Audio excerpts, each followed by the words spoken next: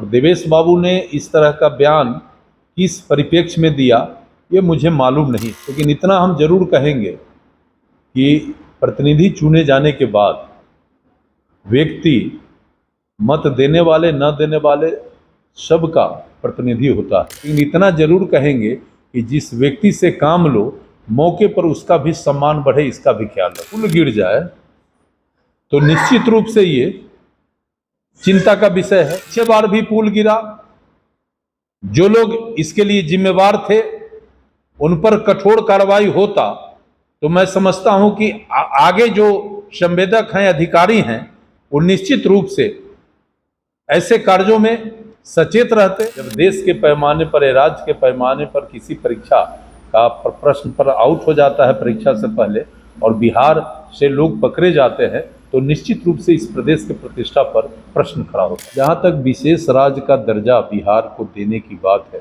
देखिए आदरणीय मोदी जी इस देश में किसी प्रदेश से भेदभाव नहीं करते हैं। मोदी जी के समय में बिहार का कभी न उपेक्षा हुआ है, न आगे भी होगा। नहीं, नीतीश बाबू वो पलटने वाले नहीं है। वो तो सार्वजनिक मंच से कह दिए कि हम जो गलती किए, अब हम मोदी जी के साथ रहेंगे। इस न्यूज के प्रायोजक है अफजल फर्नीचर। नमस्कार, स्वागत है आपका बीडी न्यूज में। मैं दिलजीत आपके साथ। देखिए हमारे साथ अभी बिहार सरकार के पूर्व मंत्री और भाजपा के कद्दावर नेता इंजीनियर अजीत कुमार हैं।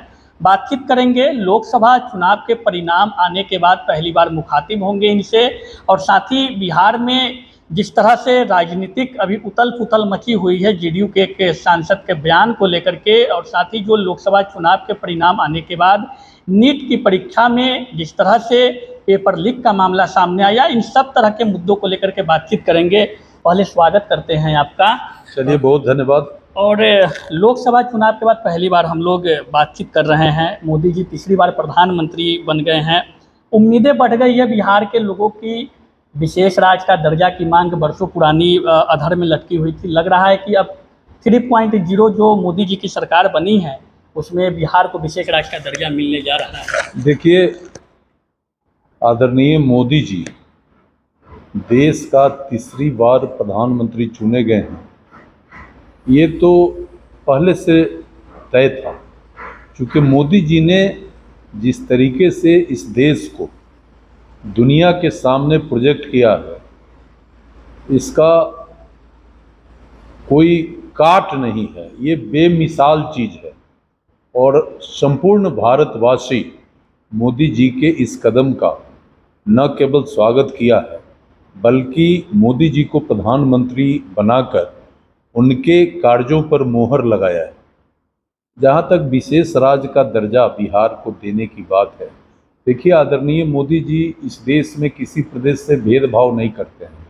चाहे वो एनडीए का सरकार जिस प्रदेश में है और जहाँ न भी है, योजना जो भारत सरकार के स्तर पर बनती है वो पूरे देश के लिए और देश के एक एक नागरिक को मद्देनजर रखकर योजना बनाई जाती है। इसलिए ये कहना कि बिहार को विशेष राज्य का दर्जा मिल जाए और दूसरे राज्य को दूसरी सुविधा मिल जाए, हम समझते हैं कि जब एक चश्मे से पूरे देश का विकास हो, इस पर सरकार, केंद्र सरकार फोकस कर रही है, मोदी जी फोकस कर रहे हैं, तो निश्चित रूप से बिहार पर भी उनका फोकस है। और बिहार तो महात्मा गांधी का ये कर्मभूमि रहा है। यहाँ से एक एक बड़े व्यक्तित्व के लोग बिहार से इस देश के आज़ादी की लड़ाई से लेकर और देश के नवनिर्माण में लोगों ने भूमिका निभाया है। तो इसलिए बिहार का न कभी उपेक्षा हुआ है और ख़ासकर मोदी जी के समय में बिहार का कभी न उपेक्षा हुआ है, न आगे भी होगा। ये मैं पूरे दावे के साथ कर सकता हूं। उपेक्षा न हुआ है, इसके बावजूद भी बिहार में एनडीए की सीटें कम गई, पूरे देश में भाजपा की सीटें कम गई। उत्तर प्रदेश जैसे राज्य में भाजपा 50% के नीचे रही सीट में, और कहा यह जा रहा है कि इस बार बैसाखी की सरकार केंद्र में चल रही है। बैसाखी कब गिर जाएगी, नीतीश बाबू और चंद्रबाबू नायडू कब अलग हो जाएंगे, अंदाजा नहीं है। देखिए, नीतीश बाबू और चंद्रबाबू नायडू भी आम जनता के मत से चुने गए और आम जनता का मत मोदी जी का साथ था। इस देश का हमारे पार्टनर थे बिहार में नीतीश जी, हमारे पार्टनर थे वहाँ चंद्रबाबू नायडू। तो स्वाभाविक है कि जो मेरा सहयोगी है उनका जो मत था, साथ साथ मेरे मत को जुड़ने से उनका सीट बढ़ा, सीट बना। तो इसलिए ये कहना कि कब कोई भाग जाएगा, आप कैसे भाग जाइएगा। अब मतदाता भी बहुत सोच समझकर मतदान करते हैं, तो उस मत का अगर आप अपमान करिएगा तो बहुत दिन थोड़े कोई मामला चल सकता है। लेकिन नीतीश जी की जो पलटने की आदत रही है, तो कयास राजनीतिक गलियारों नहीं, में है। नीतीश बाबू वो पलटने वाले नहीं है। वो तो सार्वजनिक मंच से कह दिए कि हम जो गलती किए, अब हम मोदी जी के साथ रहेंगे। इसलिए इस बात में दम नहीं है, ये विरोधियों का अफवाह है, प्रोपगंडा है, मात्र इतना ही आप कर सकते हैं। लेकिन एनडीए की सीट जो बिहार यूपी में कम घटी, नहीं, बात सही है कि बिहार और यूपी में एनडीए का सीट घटा है। तो हम लोग जो सीट घटा है, क्यों घटा है, इस पर हम लोग समीक्षा कर रहे हैं, जानकारी प्राप्त कर रहे हैं। और आने वाले दिनों में इन दोनों राज्यों में फिर से मोदी जी का नेतृत्व पहले से अधिक मजबूत हो, इसके लिए हम भाजपा कार्यकर्ता काम करना शुरू कर दिए हैं। और आने वाले दिनों में इसका बेहतर परिणाम भी सामने आएगा। विपक्षी इस बात को कह रहे हैं कि मोदी जी के नेतृत्व में तीसरी बार देश की बागडोर वो संभाले, और नीट जैसे देश स्तर के बड़े परीक्षा का पेपर लीक हो गया। हालांकि सुप्रीम कोर्ट का उस पर आदेश आया है कि वो उसका पूर्ण रूप से जांच पड़ताल किया जाए, लेकिन इन तरह के मामले कई बार देखी गई। बीपीएससी एग्जामिनेशन का भी पेपर लीक हुआ, कहाँ कमी नजर आती है? देखिए, ये बात आप सही कह रहे हैं कि नीट जैसे परीक्षा जिसमें देश के करोड़ों छात्र शामिल होते हैं और छात्रों का मेधा इस नीट के परीक्षा के माध्यम से प्रकाशित होता है, और वैसे मेधावी छात्र को फिर विभिन्न श्रेणी के, विभिन्न स्तर के इम्तहान में, जॉब में जाने का मौका मिलता है। और ऐसे लव प्रतिष्ठित परीक्षा का पेपर लीक हो जाना और उसका ओरिजिन बिहार से बनना और सुप्रीम कोर्ट का दखल देना, ये काफ़ी दुखद है।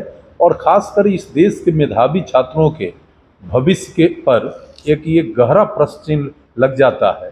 और साहब, बिहार से कई परीक्षाओं में प्रश्न पत्र आउट होने की बात हो जाती है, कभी बीपीएससी का हो जाता है, कभी किसी परीक्षा का हो जाता है। ये गंभीर विषय है और नीतीश जी ने तो कहा है कि इस पर कार्रवाई होगी, लेकिन ये लगातार हो रहा है। इस पर सरकार को निश्चित रूप से कड़ा कदम उठाना चाहिए और जो लोग भी इसमें पकड़े जाते हैं उन्हें सख्त से सख्त सज़ा मिले, ये भी सुनिश्चित करना चाहिए। और माननीय सर्वोच्च न्यायालय ने जो मॉनिटरिंग किया है, हम इसका स्वागत करते हैं। और हम सर्वोच्च न्यायालय से भी विनम्र अपील करेंगे कि इस बार आपके नेतृत्व में, आपके देखरेख में इस परीक्षा की शुद्धता आगे बनी रहे। निश्चित रूप से वैसा कोई कठोर कार्रवाई हो। और हम लोग काफ़ी शर्मिंदित हो जाते हैं जब देश के पैमाने पर, राज्य के पैमाने पर किसी परीक्षा का प्रश्न पर आउट हो जाता है परीक्षा से पहले, और बिहार से लोग पकड़े जाते हैं, तो निश्चित रूप से इस प्रदेश के प्रतिष्ठा पर प्रश्न खड़ा होता है। अच्छा, जेडीयू संसद का एक बयान आया, सीतामढ़ी के नवनिर्वाचित सांसद दिवेश चंद्र ठाकुर है, संवैधानिक पद पे रहने के बावजूद उन्होंने जिस तरह से जाति वर्ग विशेष के लिए बातें कही कि मुस्लिम यादवों ने वोट नहीं किया, उनका काम नहीं करेंगे, उनके बात को कहाँ तक जायज मानते हैं? देखिए, आदरणीय दिवेश बाबू हमारे बड़े भाई हैं और हम सबका बड़ा ही नज़दीकी संबंध है, रिश्ते हैं सामाजिक जीवन में रहने के कारण। और दिवेश बाबू ने इस तरह का बयान किस परिप्रेक्ष्य में दिया, ये मुझे मालूम नहीं है, लेकिन इतना हम जरूर कहेंगे कि प्रतिनिधि चुने जाने के बाद व्यक्ति मत देने वाले, न देने वाले सबका प्रतिनिधि होता है। अब दिवेश भाई बहुत मैच्योर्ड राजनेता हैं और बहुत ही समझदार लोग। किस परिस्थिति में ऐसी बातें उन्होंने कहा है ये मुझे मालूम नहीं है, लेकिन जो भी लोग हैं, मैं भी मानता हूँ कि अगर 5 वर्षों तक कोई लीडर किसी समाज के लिए जी जान से काम करे और जब वो चुनाव लड़ने जाए उस समय वो समाज जाति धर्म के नाम पर अगर मतदान करे तो निश्चित रूप से सामाजिक जीवन में रहने वाले लोगों को इससे काफ़ी चोट और दुख पहुंचता है। तो वैसे मतदाताओं को भी चाहिए कि जिस जनप्रतिनिधि से आप मदद लेते हैं, सम्मान पाते हैं, प्रतिष्ठा बढ़ता है, वैसे लोगों का भी सम्मान बना रहे, इस पर ख्याल रखना चाहिए। लेकिन पब्लिक डोमेन में इस तरह की बातें कहीं ना कहीं जातीय रूप को बढ़ावा देने जैसी है।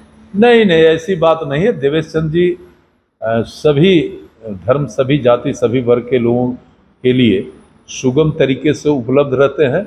और मैं मानता हूं कि ये किस परिस्थिति में उनका ये बयान आया है, अब तो जब तक देवेश जी से हम लोगों की बातचीत नहीं होगी तब तक हम इस पर कोई स्पष्ट आपको अपनी प्रतिक्रिया नहीं दे सकते हैं। लेकिन इतना जरूर कहेंगे कि जिस व्यक्ति से काम लो, मौके पर उसका भी सम्मान बढ़े, इसका भी ख्याल रखना चाहिए। अररिया में कल एक पुल गिरने का मामला प्रकाश में आया है। विपक्षी कह रहे हैं कि सत्ता में बनी हुई भाजपा जेडीयू की डबल इंजन की सरकार राज्य और केंद्र दोनों जगह, इससे पहले पूर्णिया में लोकसभा चुनाव के ही समय पुल का हादसा हुआ था, भ्रष्टाचार का कहीं ना कहीं बात सामने आ रही है। ये भाई, अब पुल गिर जाए तो निश्चित रूप से ये चिंता का विषय है। जो लोग भी पुल निर्माण में, चाहे वो संवेदक हो या अधिकारी हो, निश्चित रूप से उन पर जिम्मेवारी फिक्स होना चाहिए। और सरकार का जो राशि इस तरीके से सरकार के राशि का जो हनन हो जाता है, ये काफ़ी दुखद है और वैसे लोगों पर कार्रवाई होना चाहिए। तो इस तरह का मामला इससे पहले भी देखा गया था, लेकिन मामले में कार्रवाई क्या होती है वो कुछ दिखता नहीं है सामने। नहीं, ये बात सही है कि ऐसे मामले में कठोर कार्रवाई होना चाहिए। पीछे बार भी पुल गिरा, जो लोग इसके लिए जिम्मेवार थे उन पर कठोर कार्रवाई होता तो मैं समझता हूं कि आगे जो संवेदक हैं, अधिकारी हैं, वो निश्चित रूप से ऐसे कार्यों में सचेत रहते। लेकिन अगर कार्रवाई नहीं हुआ है तो ये दुखद है। अच्छा, अंतिम प्रश्न लेंगे। मजबूती से एनडीए की सरकार केंद्र में चलेगी? निश्चित रूप से चलेगी, 5 वर्षों तक चलेगी। और अगले फिर 5 वर्षों में मोदी जी स्वस्थ रहकर इस देश का नेतृत्व करेंगे, ये आपको दावे के साथ हम कहते हैं। चलिए, पूर्व मंत्री इंजीनियर अजीत कुमार थे, खास बातचीत हुई विभिन्न मुद्दों को लेकर के। बातचीत कैसी लगी अपनी प्रतिक्रिया कमेंट बॉक्स में दे और बने रहे बीडी न्यूज के साथ। तब तक दीजिए इजाजत, धन्यवाद।